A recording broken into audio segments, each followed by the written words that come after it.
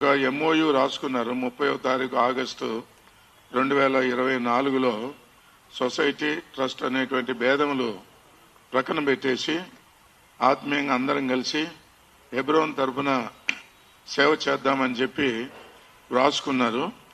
అయితే అది లీగల్గా దానికి ఎటువంటి వాల్యూ అనేటువంటిది లేదు. ఆ తర్వాత చూస్తూ వచ్చినట్లయితే మరి కొన్ని కేసెస్ కూడా జరుగుతూ వచ్చినవి. తర్వాత 2024లో హైకోర్టులో రిట్ పిటిషన్ 14075 అనేది వేయబడింది. సొసైటీ ట్రస్ట్ వాళ్ళు వేసుకున్నటువంటి కేసు. అయితే క్రిస్మస్కు ముందుగా వాళ్ళు జడ్జి గారిని రిక్వెస్ట్ చేసినారు, క్రిస్మస్ జనవరి పండుగలు మేము కలిసి చేసుకుంటామని. అయితే జడ్జి గారు మరి వారు చెప్పినటువంటి మాటలను నమ్మి క్రిస్మస్ జనవరి వరకు కలిసి మీరు చేసుకోండి, డిస్టర్బెన్స్ లేకుండా అని ఒక ఆర్డర్ ఇచ్చినారు. అది అయిపోయింది. అది ఇప్పుడు వాళ్ళు ఏమని చెప్తుంటున్నారంటే ఈ ఆర్డర్ మాకు ఎప్పటి కొరకు ఇచ్చినారు, మమ్మల్ని కలిసి చేసుకోమని అబద్ధాలు చెప్తూ ఉంటున్నారు. ఈ విధంగా వారంతకు వాళ్ళు కలిసి మేము పరిచర్య చేసుకుంటామని కోర్టు విషయంలో తప్పుడు సమాచారం ఇవ్వడం ద్వారా అది కంటెంప్ట్ ఆఫ్ కోర్టు అవుతున్నది, కోర్టు ధిక్కారణ కింద. అదే సమయంలో Christian minority finance corporation chairman గా ఉన్నటువంటి దీపక్ జాన్ గారు ఈ విషయంలో ముందుకొచ్చి వాళ్ళు వీళ్ళు కలిసి పని చేసుకుంటారు అని చెప్పి నన్ను గవర్నమెంట్ తరఫున అపాయింట్ చేసినారని చెప్పినారు. దానికి ఏ విధమైనటువంటి ఆధారం అనేటువంటిది లేనే లేదు. కనుక ఇప్పుడు చూస్తూ వచ్చినట్లయితే దీని కొరకు వారిని అపాయింట్ చేసినట్లు తను ఓరల్ గా చెప్తూ వచ్చినప్పటికీ అయితే రిటర్న్ గా ఏ విధమైనటువంటి ఆధారం అనేది లేదు.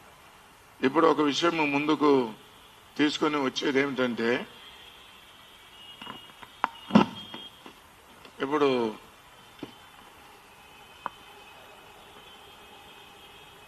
FC స్పీటర్ గారు ఒక ట్రస్టీ, తర్వాత థియోడర్ రెజినాల్డ్ గారు కూడా ఒక ట్రస్టీ. వారు మా మధ్యలో కేసెస్ వేస్తూ వచ్చినారు. అటువంటి సందర్భంలో నా మీద not to be A trustee అని ఒక ఆర్డర్ తెచ్చుకున్నారు. అయితే దాని విషయం మేము హైకోర్టులో ఫైల్ చేసినాము. చేసిన వెంటనే హైకోర్టు వారు ఒక ఆర్డర్ ఇచ్చినారు. వాళ్ళు ఇచ్చినటువంటి ఆర్డర్ను మరి వెకేట్ చేసినట్లు కానీ కాదు, కానీ టెంపరీలీ దట్ వాజ్ సస్పెండెడ్. కాబట్టి నేను ట్రస్టీగానే కొనసాగుతూ ఉంటున్నాను. ఇప్పుడు ఈ విధంగా కేసెస్ వేసేటువంటి సందర్భంలో కేసెస్ అన్ని కూడా ముగించబడిన తర్వాత నేను, జాన్ సుబ్బారెడ్డి గారు, జయప్రకాష్ ముగ్గురు లీగల్ గానే FC స్పీకర్ గారిని, థియోడర్ గారిని తీసేసినాము. ఎందుకు తీసేసినామంటే వాళ్ళు అకౌంట్స్ చూపడం లేదు. భక్సింగ్ గారు ఏ యొక్క పరిచర్య కొరకై ఆయన దేవుని సేవించడానికి వచ్చినారు, దానికి విరోధంగా మరి వన్ సైడెడ్ గా పక్షపాత బుద్ధితో పోతూ వచ్చినారు. అంతేకాకుండా అకౌంట్స్ చూపమంటే ఫ్రమ్ ద బిగినింగ్ ఎవరికి కూడా అకౌంట్స్ చూపకుండా ఉంటున్నారు. నేను ఒక అకౌంట్ హోల్డర్ అయినప్పటికీ నాకు కూడా చూపలేదు. అప్పటి నుంచి మనసులో పెట్టుకొని అలాగున్నే కొనసాగుతూ వచ్చినారు.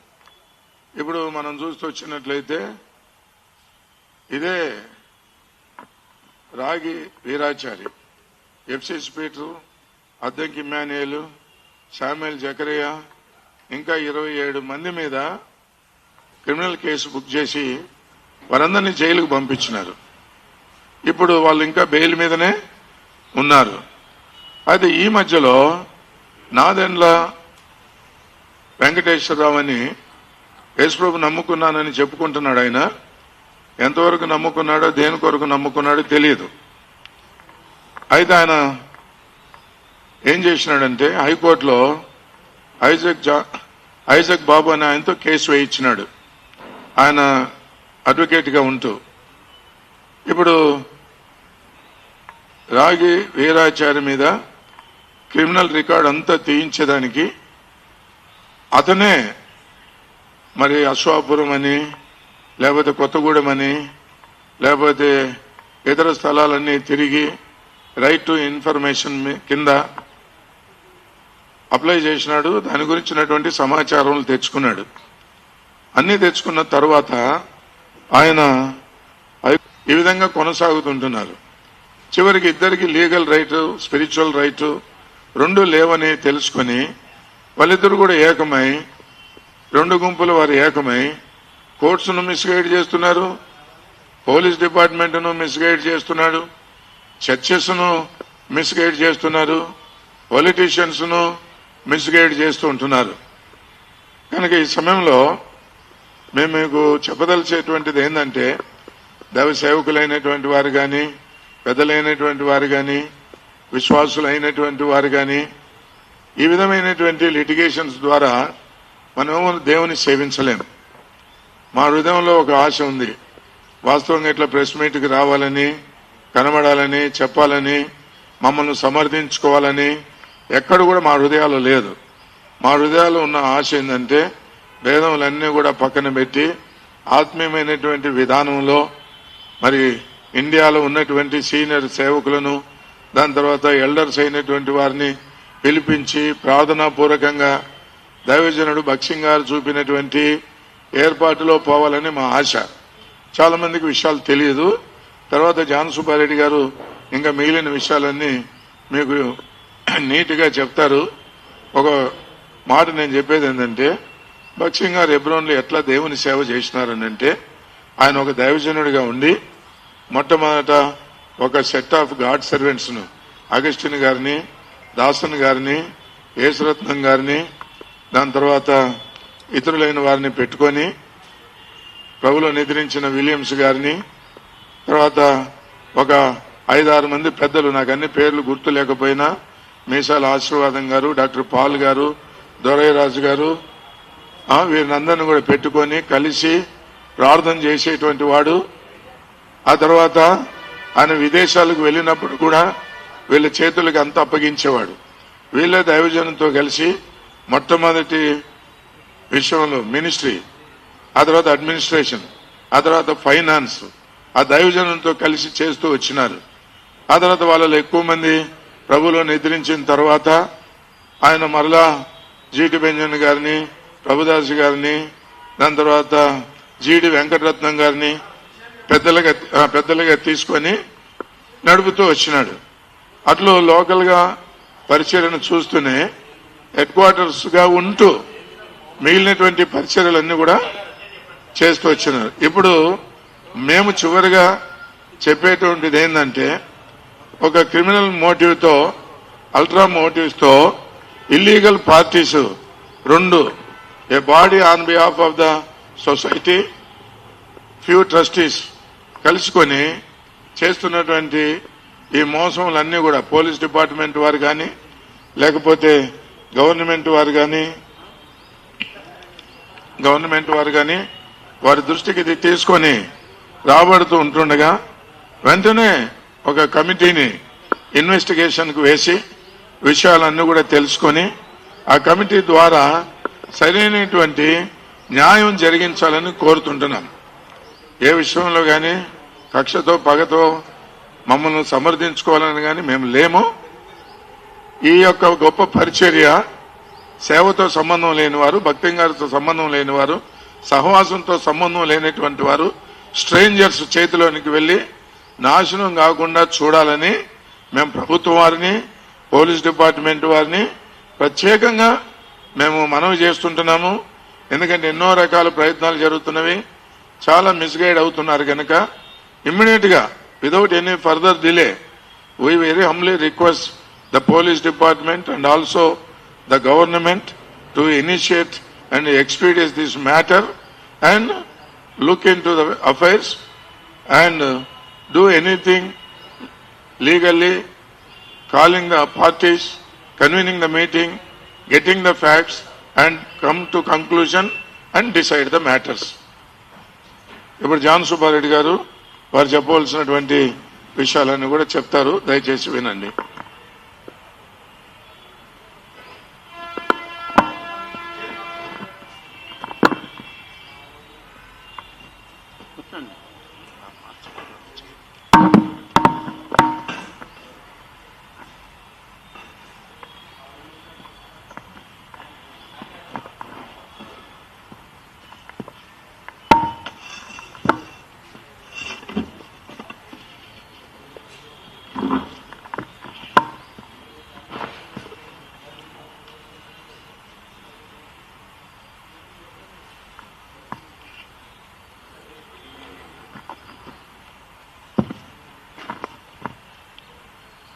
ఇక్కడ వచ్చిన ప్రెస్ వారందరికీ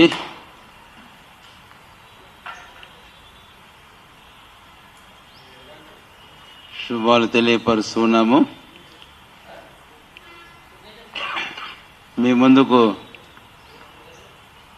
రావడం అనేది మీ ద్వారా ప్రభుత్వం ముందుకు పోతున్నాం, అలాగే కన్సర్న్ అథారిటీస్ ముందుకు వెళుతున్నాం.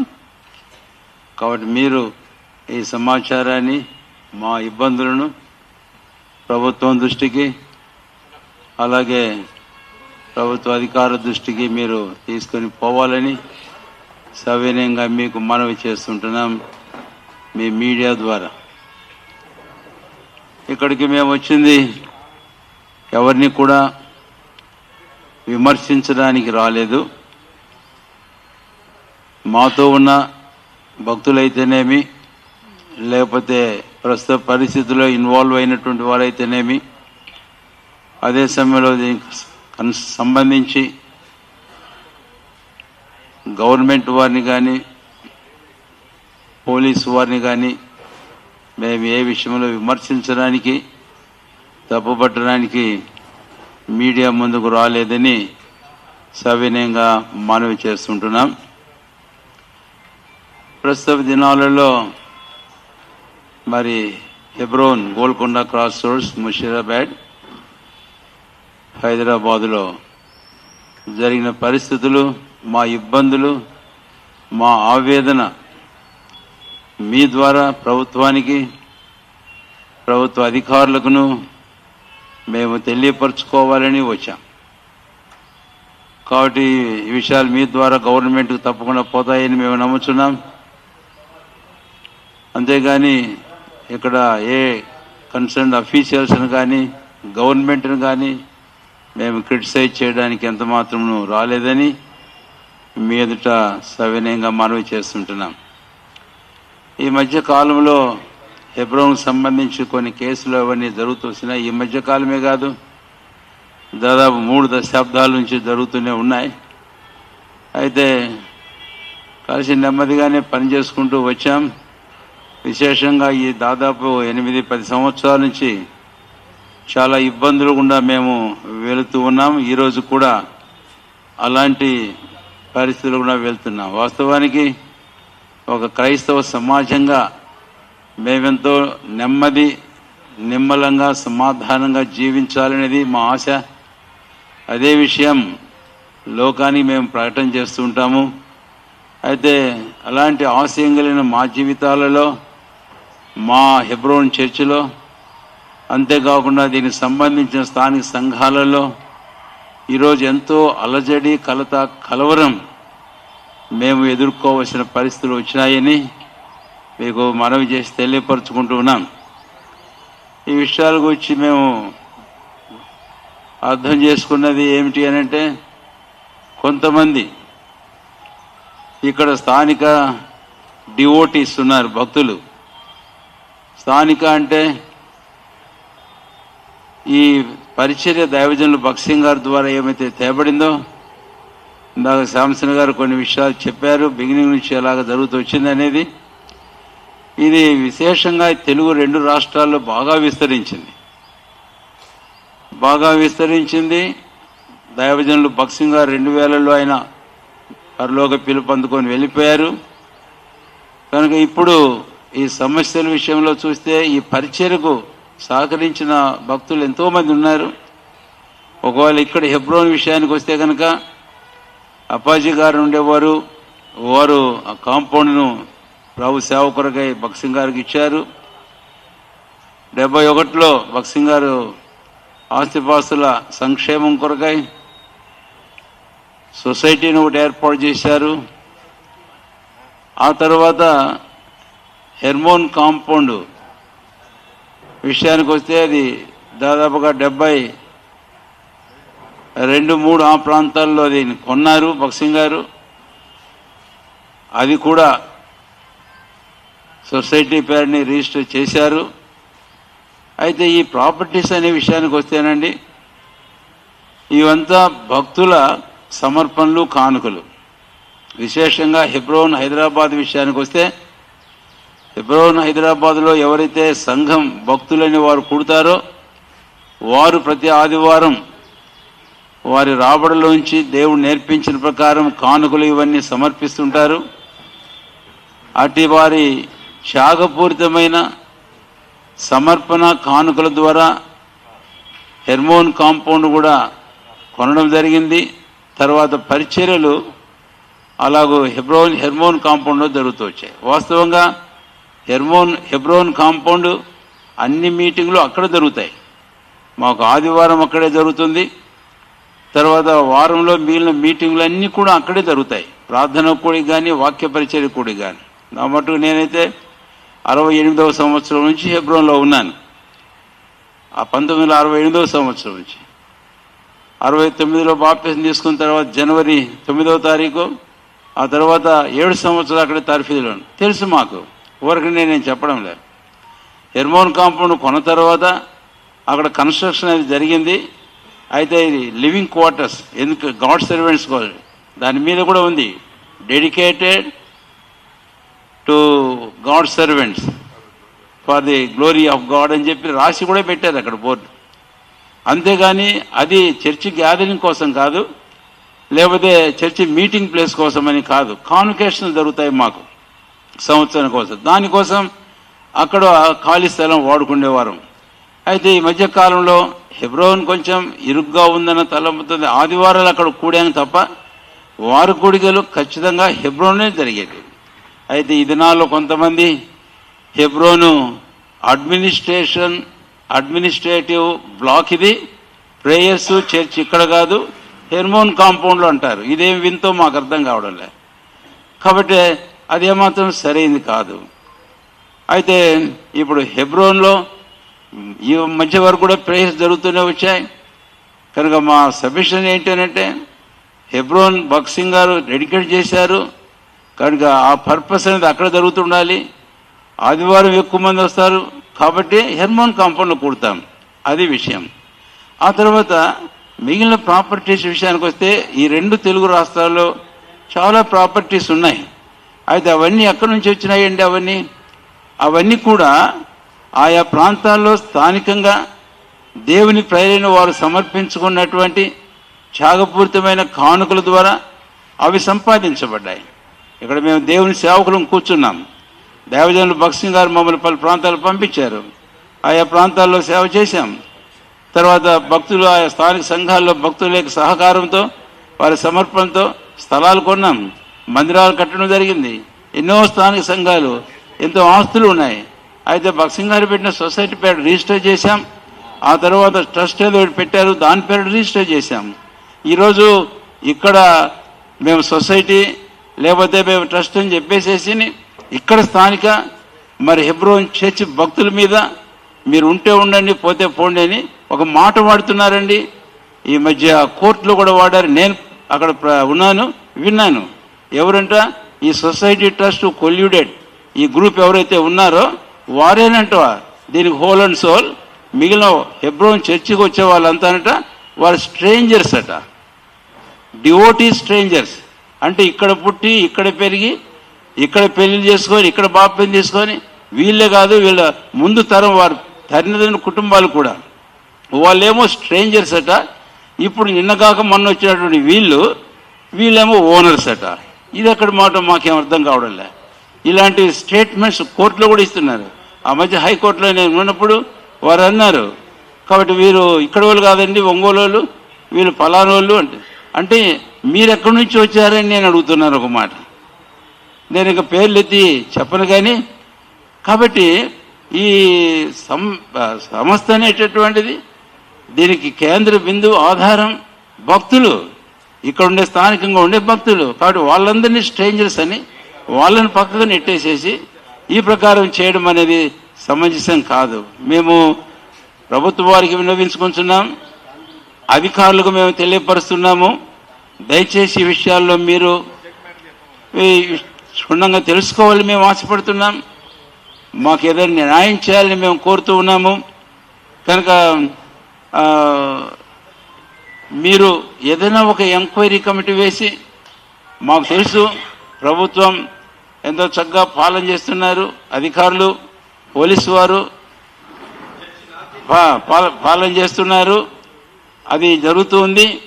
అయితే మా మనవి మీకు ఏంటి అనంటే, ఈ హెబ్రోన్ చర్చి గేటు అది క్లోజ్ చేసి పెట్టడం అనేది కాదు. ఎప్పుడు మేము రాత్రి మొదలు ఓపెన్ ఉంటుంది అది. కాదు లేట్ నైట్ వచ్చినప్పుడు ఒక తాళం వేస్తారు, గేట్ దగ్గర ఒక వ్యక్తి ఉంటాడు, రాగానే గేట్ తీస్తారు, లోపలికి వస్తారు. అయితే ఈ దినాలు 24 hours గేట్ లాక్ చేసి పెడుతున్నారు. అసలు చర్చి అనేటువంటి భక్తులు వాళ్ళకు వీలున్నప్పుడు అలా వస్తుంటారు, ప్రార్థన చేసుకుంటారు, వెళ్తుంటారు. కాబట్టి అలాంటి వారిని కాదని చెప్పి వాళ్ళని అలో చేయకుండా మీరు లాక్ చేయడం ఏంటి అని. కాబట్టి ప్రభుత్వం వారికి మనవి చేస్తున్నాం, పోలీసు వారికి మేము సవినయంగా మనవి చేస్తున్నాం. మీకేం మేము డిమాండ్ కమాండ్ చేయడం లేదు సార్. దయచేసి మా మనవి విని ఏం జరుగుతుందనే సంగతి మీరు చూడండి. ఒక చిన్న కుటుంబంలో, ఒక చిన్న ఇంట్లో ఏదైనా సమస్యలు వస్తే మీరు ఎంతగా జోక్యం చేసుకుంటున్నారో కదా. తర్వాత మీరు వారి క్షేమం కొరకే ప్రయాసపడి వారి సమస్యలు పరిష్కారం చూపి ఒక కుటుంబాన్ని మీరు చక్కగా దిద్దుతున్నారు కదండి. ఇంత విస్తారమైన క్రైస్తవ సంఘం హెబ్రోన్ కేంద్రంగా ప్రపంచమంతా ఉన్నాయి. ఈ 2 తెలుగు రాష్ట్రాల్లో విస్తారమైన ప్రాపర్టీస్, ఆస్తిపాస్తులు ఉన్నాయి. మా సమస్యలు ఉన్నాయి, మేము మీకు మనవి చేస్తుంటున్నాము. దయచేసి మీరు జోక్యం చేసుకోవాలని మీకు మనవి చేస్తున్నాం.